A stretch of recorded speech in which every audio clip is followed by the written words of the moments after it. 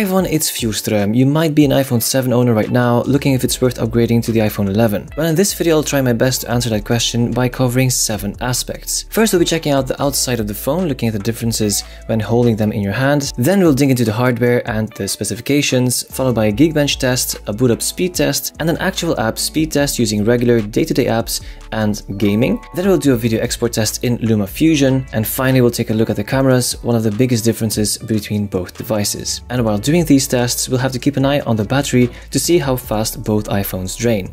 Currently my iPhone 11 is at 100% and my iPhone 7 at 94%. So here we go.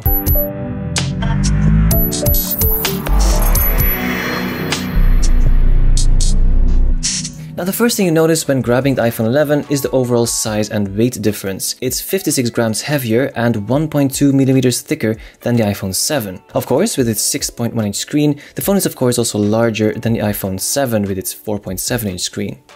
Just in case you have the iPhone 7 Plus, it's smaller than the 7 Plus, but it's still 6 grams heavier and 1 centimeter thicker. One of the reasons why it's thicker is the battery capacity. The iPhone 11 has a 3110 mAh battery, which is way more than the iPhone 7 and a bit more than the iPhone 7 Plus. Anyway, specs are for later. First, let's look at both devices. If you have a look on the left side, both devices are almost identical. The buttons are almost aligning exactly with each other. If you can see over here, they're almost exactly the same. There are also antenna bands here on the top and at the bottom of the device. If you look at the bottom, by the way, you can also see how much thicker the iPhone 11 is, but the 7 is also really thin. Both phones have the same speaker and mic grill as well as a lightning port. Yes, there's no USB-C, which I agree could have been great, but on the positive side, we do get to keep all of our lightning accessories, such as the Shure MV88 microphone I'm using right now and all my cables. And if you have a look on the right side, over here, again you can see the big size and thickness difference. The iPhone 11 has a bigger power button, which also functions as a Siri button, and the SIM card tray is now located here at the bottom instead of just under the power button. Both iPhones have antenna bands over here. But both iPhones are seen as black iPhones, but as you can notice over here, the iPhone 7 is actually black, while the iPhone 11 is more grayish. And that's also noticeable if you look at the back of the iPhone.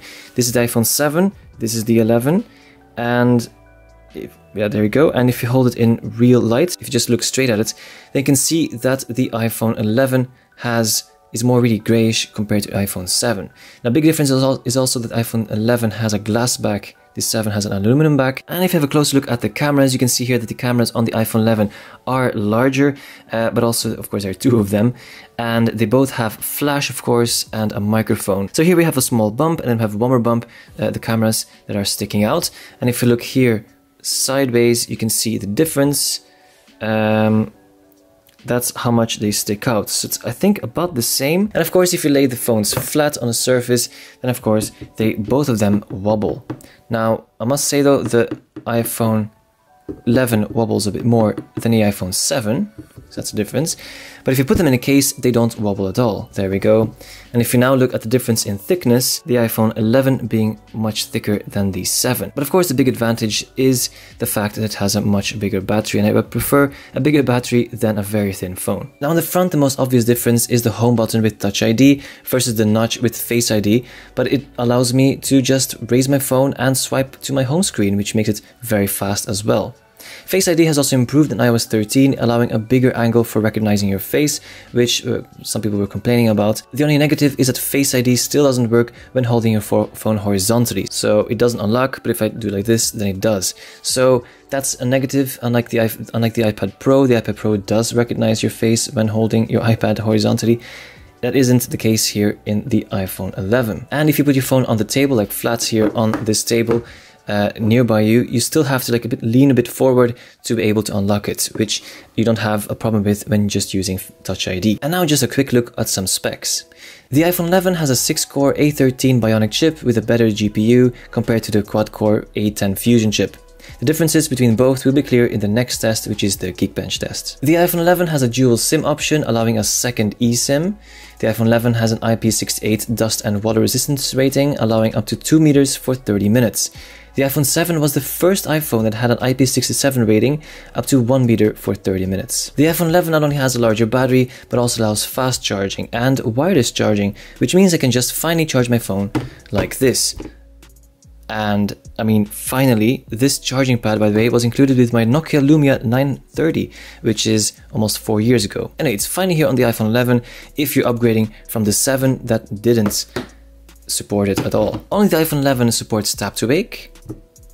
The iPhone 11 supports faster Wi-Fi and LTE speeds and Bluetooth 5 instead of Bluetooth 4.2 on the iPhone 7. Now both screens have the same 326 pixels per inch pixel density and a maximum brightness of 625 nits, so you're basically getting the same screen, except that the iPhone 11 has a True Tone display that matches your surroundings. And I know it's an LCD screen, while OLED is of course much better, but Apple's LCD screens are one of the best out there, and you can really see it when you look at it at the store. And about the pixel density, if you really want to see the pixels, you can see them if you look very closely, which is something you normally don't do anyway. So I think that for $300 less on the iPhone 11 compared to the iPhone 11 Pro, I think I'm very fine with this screen. So basically, if you're fine with iPhone 7 screen, then you'll definitely be fine with the iPhone 11 having a larger screen with less bezels.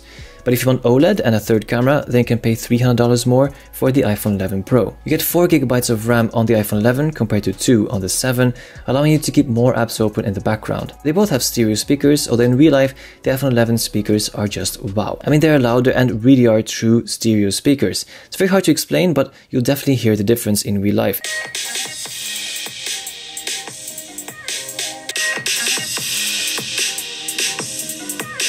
So that's the difference between the 7 and the 11.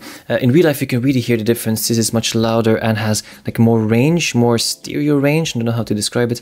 While the iPhone 7, although it was already fine, it's clearly much better on the 11. There's also the mysterious U1 chip, which might help you find your tagged things in a future update. The main function of the U1 chip is that you can see the distance or the location from your device compared to other devices that have the U1 chip. So people are thinking Apple might launch tags maybe later this month, or it might also be used for AR in the future. So that's something we'll have to look at. At least the iPhone 11 already has it built in. When it comes to software, they're basically the same thing, except for the camera app and the gestures, which have been around since the iPhone 10 and iOS on iPad. Alright, next up is my Geekbench test. So for this, I'll just use this iPad cover to put them side by side over here. Alright, here we go. Now I do realize that Geekbench 5 already exists, but I've been using Geekbench 4 for my other comparisons, and I think it's interesting to use this version one more time. By the way, both devices are running iOS 13.1.2 and run benchmark. Go. Alright, the iPhone 11 is done. 13,879 multi-core score, which is a really high score, and 5,470 single-core score. And the iPhone 7 is just now 6,063 versus 3,551 in single-core score. In other words, the iPhone 11 is really almost twice, even more than twice as powerful compared to the iPhone 7. By the way, I must note that the iPhone 11 also beats the Samsung Galaxy S10 Plus and the Note 10 Plus. The Note 10 Plus also has 12GB of RAM, very impressive. But multi-core score-wise or Geekbench score-wise, the iPhone 11 beats many smartphones, if not all of them. Next up is the boot up speed test. So I'll have to just turn them off. On iPhone 11, by the way, you have to hold the volume up key and the power button to turn it off.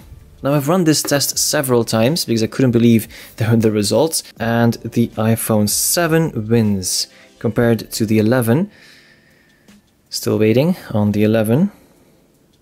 There we go. So the 7 wins over the 11. Now you must note though that the iPhone 7 is a 32GB model and the iPhone 11 is a 64GB model, but I'm not sure if that's really the one making the difference. So here we go. First of all, we have to notice that the iPhone 7 is at 73% battery and the iPhone 11 at 90% battery. Huge difference between both, but that's how the current state is. Next, we'll try all these apps and see how many percent is left.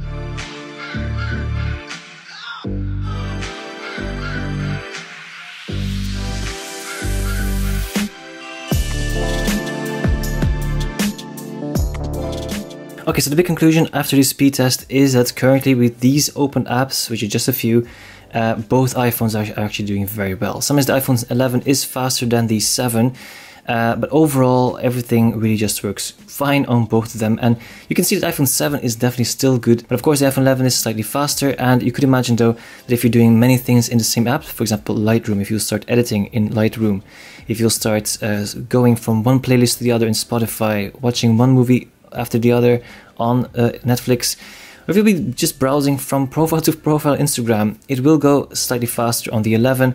And yeah, for me personally, really using this phone in real life, the iPhone 11 is just really awesome to use. But if you're currently like doubting between buying a new 7 or a new 11 and the iPhone 7 is like really cheap, then you can see in this test that the 7 still works very, very fine in iOS 13. By the way, both iPhones support PS4 controller and Xbox controllers, so that's something that you could look at if you're playing. And as you can see, the graphics are still very nice. You can see all the grass, the leaves in the trees. The HDR is also giving a nice effect, and the movie style as well. And as you can see right now, the graphics here are also nice. Now I must say though that on the iPhone 11 everything does look nicer. It could be that the screen is a bit different, or I'm not sure what's going on, but the iPhone 11 graphics look really nice as well. A big difference though is when I'm playing this game, the iPhone 11 isn't really heating up that much. The iPhone 7 did heat up quite quickly compared to the iPhone 11.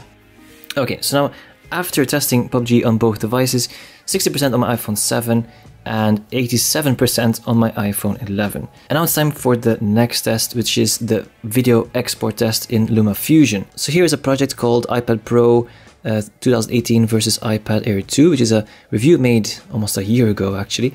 And I have them both on my iPhone 7 as well as on my iPhone 11. Now both of them, they scroll really well, they scrub actually really well through the scenes.